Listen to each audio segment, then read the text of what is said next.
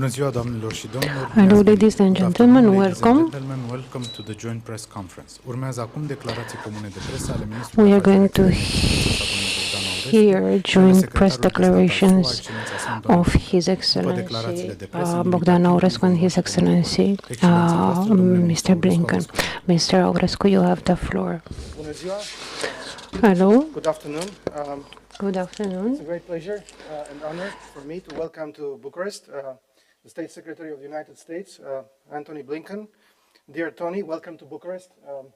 For me, it's a great honor. It's a great day, actually, because this visit comes at a very timely and a very symbolic moment at the same time, because this year we celebrate the 25th anniversary of our strategic partnership, which is very dynamic, very vibrant. And let me confess that I'm personally attached to this strategic partnership since in the last 14-15 years I was personally involved in the development of our strategic partnership. And I think one of the highlights was when I was serving as chief negotiator of the joint declaration for the strategic partnership for the 21st century between Romania and the United States of 2011, and also chief negotiator of the ballistic missile defense agreement of the same year. That was one of the, and still is, one of the great achievements of our political military dimension of our strategic partnership. And let me now switch to Romanian. Your visit, dragă Tony, Dear Tony, your visit in Bucharest takes place in this context that is very special of our anniversary of 25 years from the launching of the strategic partnership between Romania and the US, which is a main pillar of Romania's external and security policy. And I am happy that even though we have several important events hosted in Bucharest these days, the meeting of the München leaders and also the NATO ministers meeting, I am happy that we were able to have substantial bilateral discussions. Our joint evaluation is that this partnership is stronger than ever, which is confirmed by the many beneficial strategic decisions and projects beneficial both for Romanian and for American citizens in the fields of security, energy and economy. We have to be very clear that the joint goal of Romania and the United States is to continue to develop and strengthen this partnership, this strategic partnership. This is why we discussed today, and we agree that the next round of strategic dialogue between Romania and the United States will be held in Bucharest in the spring of next year. Together we reviewed the main progress in the strategic partnership from the visit that we had on after the visit that I had in Washington in November last year. I will just mention some of them. At that time we were talking about increasing the military presence, the US military presence in Romania, which happened. We have a solid presence of the US in Romania, more than 4,000, almost 4,000 soldiers. We also talked about consolidating the allied defense and deterrence position in the region of the Black Sea. We talked about Romania's joining the OECD, and again I want to thank the United States for their support in this process. We are already at an advanced stage with that. We are a candidate, and we are soon starting the negotiations for joining. We also discussed about progressing in with nuclear civil projects, including in terms of financing. We also discussed about how important it was to have a positive report of the State Department on trafficking in human beings, and indeed we already have a positive report on that. We also discussed about stronger coordination for the regional security challenges, and this is obviously happening. We also have good news. Today we have a hearing in the United States Congress of the future ambassador of Romania, of the United States to Bucharest, and I'm happy that we have this coincidence, although I don't think it's really a coincidence. We also discussed about the status of our joint projects in energy security and beyond the very important projects that we have on the Chernavoda plant and the project of the small modular reactor plants. Both Romania and the United States have a shared goal to provide the energy security for Ukraine and Moldova, the Republic of Moldova, and we discussed about what we can do from now on to improve the energy security of the Ukraine and the Republic of Moldova. We showed how Romania is supporting the Republic of Moldova by providing a very important amount, almost 80% now of their power needs. We also presented the results of the trilateral that we created, Romania, Moldova, Ukraine, with a powerful energy component. Of course, we also discussed about the priority that we place on Romania's joining the visa waiver program, which is a joint goal of Romania and the United States. And after my visit in Washington, we have a powerful dialogue, politically and technically, to prepare Romania to meet the requirements for joining this program. And we agree that we're going to continue with this collaboration, make it stronger, and early next year initiate the public communication campaign on this topic. Of course, we discussed about security and the implications in the region of the context of the war that the Russian Federation has initiated against the Ukraine.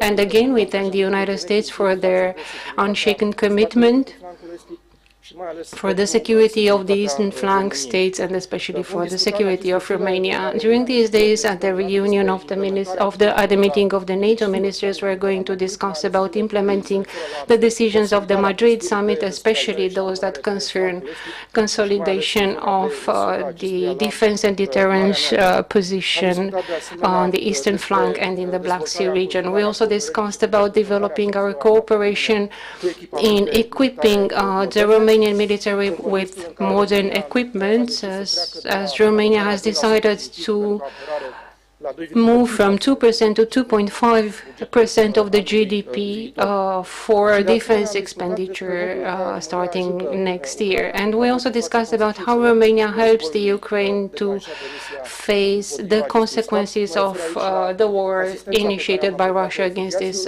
state. And I mean the assistance that we provided to more than 2.9 million refugees entering Romania, the support that we provide for these Ukrainian grain transiting Romania through our Romanian ports, the Danube and the Constanța port. And we also discussed about a possible joint project to continue to develop the capacity of the Sulina Canal to allow more greater transit. Also, it is very important to see that all these efforts that Romania has put into developing its infrastructure are going to be very useful when we are going to start the reconstruction of Ukraine.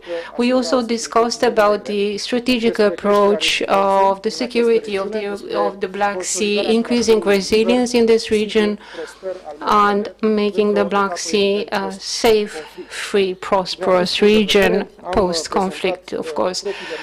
We presented our own evaluations and projects in a document that is actually an update of a document that we presented last year in Washington, which will help the United States consolidate their strategy regarding the Black Sea and the security of the Black Sea. We also discussed about the 3 Seas initiative, because Romania is going to host the summit of this initiative next year, and we have a strategic interconnection project with the project Rail to Sea project connecting Dansk to the Romanian ports, and we hope to see a greater involvement of the United States. We also discussed about many important aspects, but I think the most important thing is that today we agreed that our strategic partnership, now 25 years after its initiation, is not only extremely strong and solid, but it also has multiple other opportunities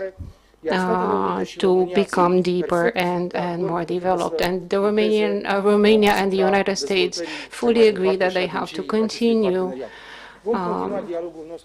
develop and deepen this partnership. We're going to continue our discussions at the NATO ministers meeting with aspects that have to do with the strategic importance of the Black Sea. I want to thank again the Secretary of State, Tony. Thank you very much again for this. Visit, and the floor is yours. Thank you very, very much, Bogdan, and good afternoon, everyone. Bună ziua to all of you. We just concluded what was a very productive meeting, and I really want to start by thanking our Romanian hosts, President Iohannis, the Prime Minister Ciucă, my friend, the Foreign Minister Bogdan, for their hospitality, but also, and most important, for their partnership, not just today, but every day. My first visit to Bucharest was in 1997. I was here with President Clinton for the announcement of the strategic partnership. And I remember that day as if it were yesterday. The tens of thousands of Romanians who packed University Square under the bright sun, the tricolor flag that President Clinton unfurled, and the pledge that he made. As you proceed down democracy's long road, America will be by your side. So it's a particular pleasure to return now to Bucharest, 25 years later, as we mark the launch of that partnership, but even more as we work together to build it out for the next 25 years. When you do think about the 25 years that have just passed, it is remarkable the extent to which the relationship between Romania and the United States has flourished. It's a partnership bolstered by a robust and growing economic tie, energy ties, and investments that expand opportunities for Romanians and Americans alike. A partnership that's strengthened by our cooperation in international organizations and initiatives like the 3 Cs, which Romania will be hosting in 2023. A partnership rooted in personal ties, dating back decades, but enriched every single day by the thousands of students, workers, entrepreneurs, and tourists who are traveling between our countries. And it's fundamentally a partnership that is rooted in shared democratic values, in international law, in our joint commitment to a rules-based order. The United States will continue to support Romania's work to build robust democratic institutions, to combat corruption, to strengthen even more the rule of law. In Romania, the United States could not wish for a more stalwart or more committed ally. Romania hosts thousands of U.S. and NATO troops at air and naval bases in service of our NATO alliance. We collaborate closely together on Black Sea operations, which are and will continue to be an important strategic focus for NATO. And we stand united in the face of President Putin's brutal war against Ukraine. Since February, working hand in hand with dozens of allies and partners around the world, we have acted with speed, with coordination, with determination to support Ukraine in the face of this Russian aggression. We surged security assistance to Ukraine that has helped tilt the battlefield in Ukraine's direction. We've choked off the engine of the Russian war economy with unprecedented sanctions and export controls. We provided economic, humanitarian, and now energy assistance to Ukrainians as President Putin targets the infrastructure that provides heat, electricity, and clean water to civilians as water sets in. In each of these efforts, Romania's leadership has been critical. And Romanians have opened their doors and opened their hearts to millions of innocent civilians, mostly women and children, fleeing Putin's violence, tens of thousands of whom remain here in Romania.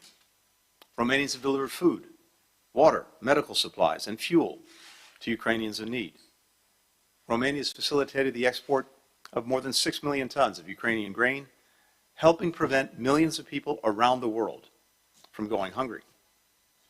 And of course, Romania is hosting NATO's multinational division headquarters Southeast and other key command centers that will help strengthen NATO's defenses on its eastern flank. Romania not only meets, but it exceeds the commitments that allies made to spend 2% of GDP on defense by 2024.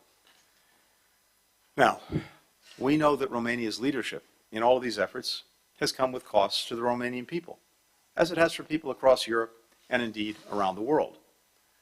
Russia's war has raised the costs of energy, food, and other essentials for Romanian households as they head into winter. And the Romanian government has been subject to threats and cyber attacks from Russian groups. But I think it's fair to say that few nations understand better than Romania why it is so important to stand up for the right of all nations, big and small, to have their sovereignty, their territorial integrity respected, to insist that one country can't simply seize the land of another by force, erase its borders, destroy its identity. Having proceeded down its own long road to democracy, and now standing up for democracy everywhere, Romania can count on America to continue to be by its side. When then Vice President Biden visited Romania back in 2014, he said, NATO nations never stand alone. That was true then. It's true now. We will defend every inch of NATO territory. We'll continue to invest in strengthening the alliance and Romania's leadership in that alliance. We provided more than $120 million in security assistance to Romania just this past year. And as President Biden announced at the NATO summit in Madrid, the United States will headquarter a rotational brigade combat team here in Romania. We'll keep supporting Romania's humanitarian leadership. Since February, we've contributed over $48 million to humanitarian assistance programs in Romania for Ukrainian refugees. We'll help bolster Romania's energy resilience. Earlier this month, at COP27, our climate envoy, John Kerry, announced with President Iohannis that the United States will finance a robust package for clean, safe, reliable nuclear power for Romania to help make sure that Romania's energy supply cannot be held hostage by Russia. We're working together on a cutting-edge small modular reactor, as the Foreign Minister noted, which will strengthen Romania's energy security, but also position it as a leader in the clean energy transition, while also creating thousands of jobs in both of our countries. Earlier today, I had the privilege of joining Prime Minister Ciucă at the Romanian Athenaeum, where we visited a moving exhibit that celebrated the partnership between our countries over the last 25 years. Looking over those 25 years, I was reminded of the context in which it began. In 1989, 8 years prior, the Romanian people came together to stand up to a brutal regime. Right where President Clinton would give his famous speech, Romanians faced down tanks sent by their own government on the orders of an imperial power. They endured hunger strikes. They buried friends and family members gunned down by the police. And ultimately, they prevailed. The dictator fell, democracy took root, the world saw the power of the Romanian people's solidarity. And in the months after, Romanians continued to fight for their democracy, united as one. As we prepare to enter the winter months ahead, let us be fortified by the memory of the courage of the Romanian people in their darkest moment. Let us remember that unity was a key to their success, as it will be for ours.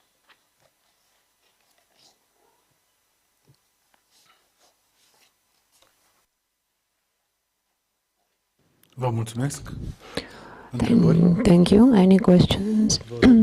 Please. Vă rog, domnul Calea European. Yes, Calea Europeană, European Path. I have a question for Secretary Blinken.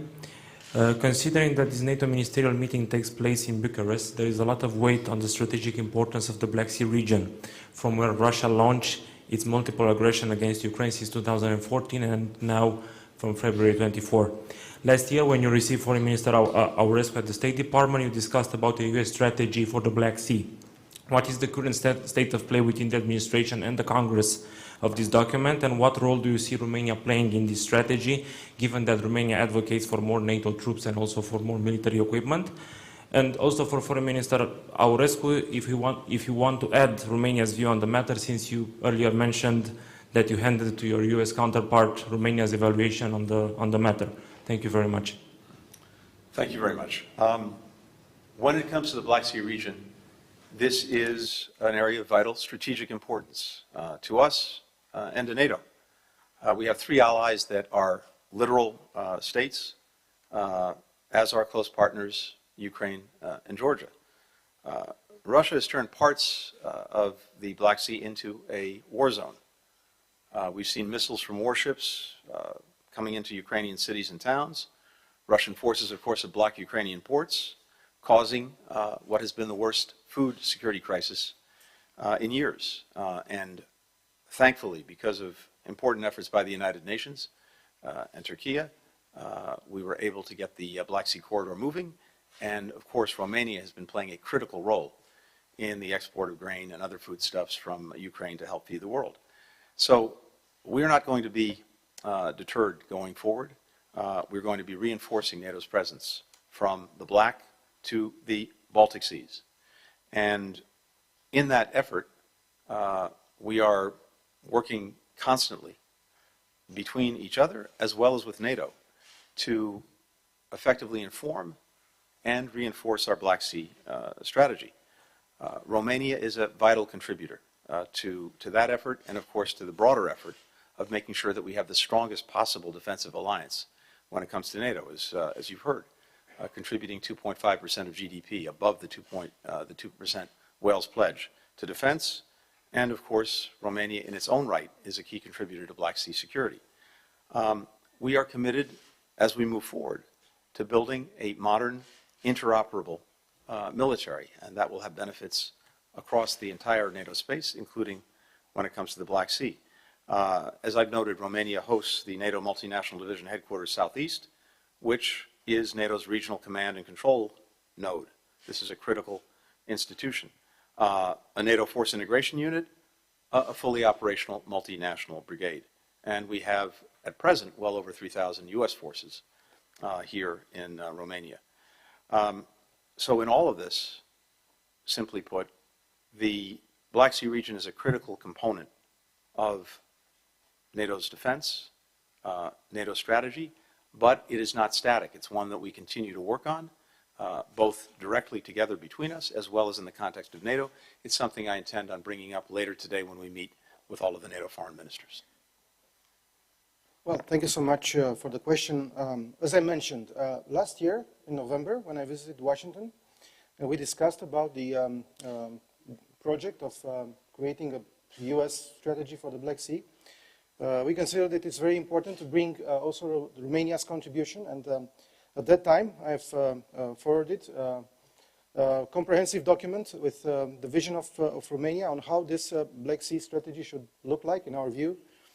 And the vision was of a comprehensive strategy to go beyond the security dimension, the classic security dimension, and to add dimensions related to the freedom of navigation, to the resilience of the countries around the Black Sea, which needs to be consolidated. And I've also included there, ideas regarding the development of the economies in the Black Sea region and consolidating the Black Sea as a hub and a transit point between Europe and Caucasus and Central Asia, because indeed Black Sea has a lot of potential. After the war started in Ukraine, we considered that it is extremely relevant to think again in the new context what would be the, let's say, main parameters of this U.S. strategy on the Black Sea, which is not just a U.S. strategy, it is far more than that, going beyond the vision of the United States, because I very much appreciated the openness of the United States to bring within this strategy the ideas and the vision of the riparian states, including of Romania. So today I forwarded another updated version of that vision of Romania on this strategy, consolidating the approach, which is a comprehensive one that was included in the document forwarded last November. And I hope that this would be of some interest and help for the new U.S. strategy, taking into account the current context. And I want to say that it is not just the interest of the U.S. administration, it is also the interest of the U.S. Congress that passed a piece of legislation regarding the creation of a U.S. strategy. I have met the initiators of that bill in the margins of the Madrid summit, but also in Constanza on the 1st of July, when the U.S. Helsinki Commission held its first ever meeting on the shores of the Black Sea immediately after the Madrid summit. And I think there is a lot of potential in this U.S. strategy, and I do believe that the vision of Romania will be included and taken into account in that. Thank you. And France Press? Yes, I'm back here in the jungle.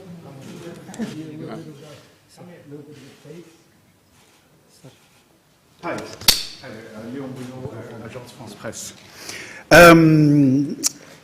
Apologize for moving to another region, but I do have questions for both of you. First, Mr. Secretary, there is a major showdown in a couple of hours, I think it is, between Iran and the United States at the World Cup in Doha.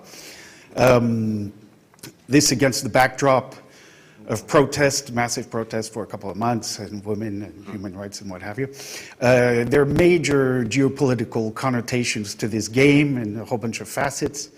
The U.S. Soccer Federation was criticized because it played around with the Iranian flag. What are your thoughts on this game? And I'm talking here soccer diplomacy, as you mentioned in Doha yourself. What are the geopolitical implications of this very important game, which I assume you'll be watching? If I could also ask you a question on China. Very quick question, simple question. Does the United States support the protests in China that are ongoing now? And what are your thoughts on the crackdown that is apparently happening?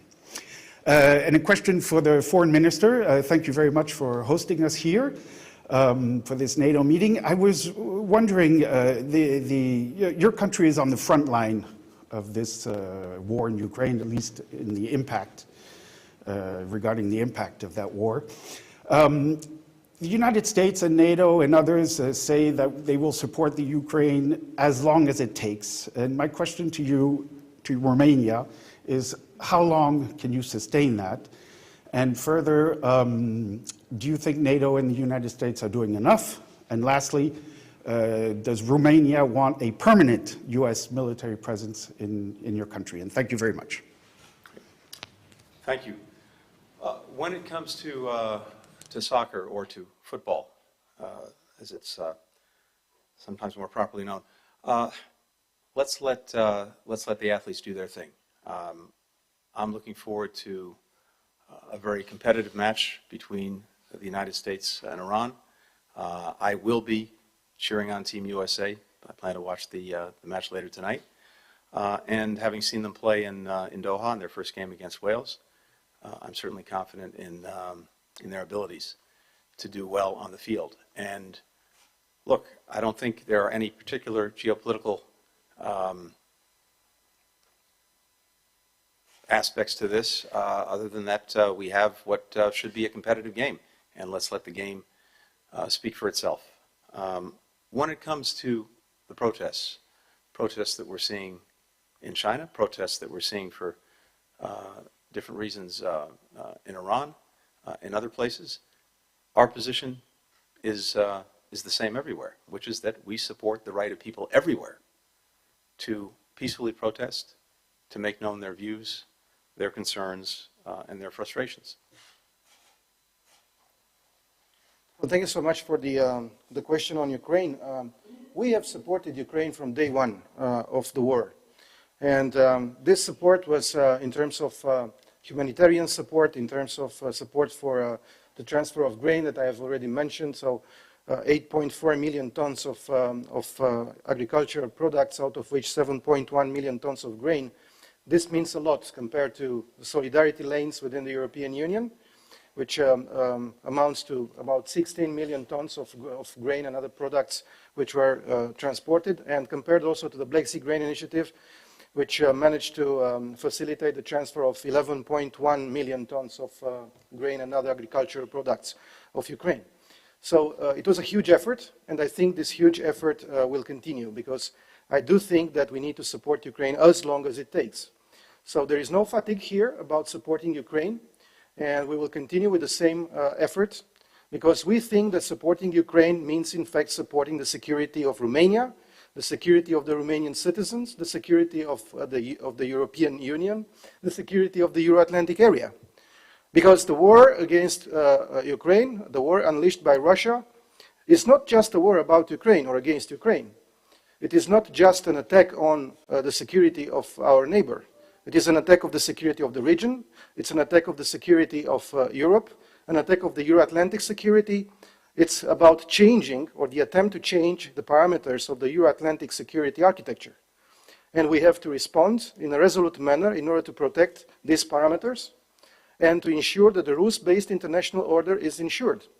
And this is the mission that we have here in the front line of the response of the international community to what happens in Ukraine. That's why we are meeting here on the shores of the Black Sea, because this speaks about not only the role of Romania in this international context and the work that we have done and we will continue to do. It is also about the strategic importance of the Black Sea in this context. And that's why we are meeting today with Minister Kuleba in a session which is dedicated to listening to the needs of Ukraine in order to better support Ukraine, to coagulate our support in terms of supporting the defense capacities of Ukraine. We will have another session among ourselves dedicated to how to increase the support within the comprehensive assistance package that NATO designed in order to support non-lethal aid for Ukraine. And this effort will continue. About the permanent US presence in Romania, well, we have advocated for quite a long time for more US and NATO presence in Romania. We have discussed this last year. We have discussed this over the previous years, but now I think we have a very robust US presence in Romania, a very robust NATO presence in Romania. But we have, of course, to continue to implement the decisions of the Madrid summit, which are speaking about transforming the level of the battle group in Romania from the battalion level to the brigade level. We are speaking about assigning specific reinforcement forces from various allies to the various battle groups on the eastern flank, including the battle group in Romania. We are discussing about how to implement the decision of the Madrid summit in terms of pre-positioning equipment. And we are working on these issues. So, on the road to the Vilnius summit next year, we will work a lot on these aspects related to the implementation in concrete terms of the Madrid summit decisions. Do you think NATO or US have done enough? No, there is not enough anytime. No time there is enough support, but we will continue with that because this is about our security and it is about our values, our common values.